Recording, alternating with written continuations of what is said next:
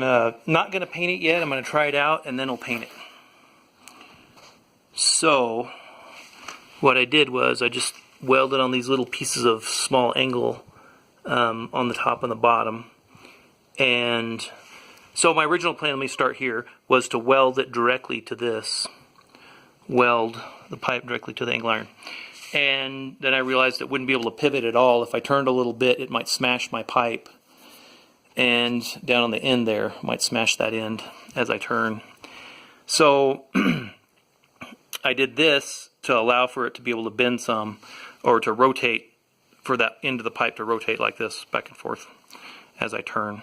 So I didn't weld this to this. So what I did was I just welded, this is basically a C.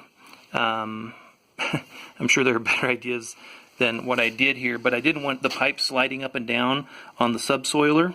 I didn't want the pipe layers sliding up and down on the subsoiler. So I just welded 3 of these, 2 of them mostly toward the bottom, and 1 just above the brace. So the deepest the ground will come up to right here. And so these 2 should hopefully give it some good support. I'm thinking that the angle iron here will deflect most of the dirt and most of the pressure from being on the pipe. So now it'll twist a little bit. And so I don't know, I'm not a good enough welder to know how to avoid this, but I had my holes all perfectly aligned and had these tacked on the outside, and I thought, oh, I'm going to weld them on the inside too to give them extra strength. So I took this pipe layer part off the subsoiler, and of course you can tell by the broken bit that all my holes didn't line up like they had lined up before.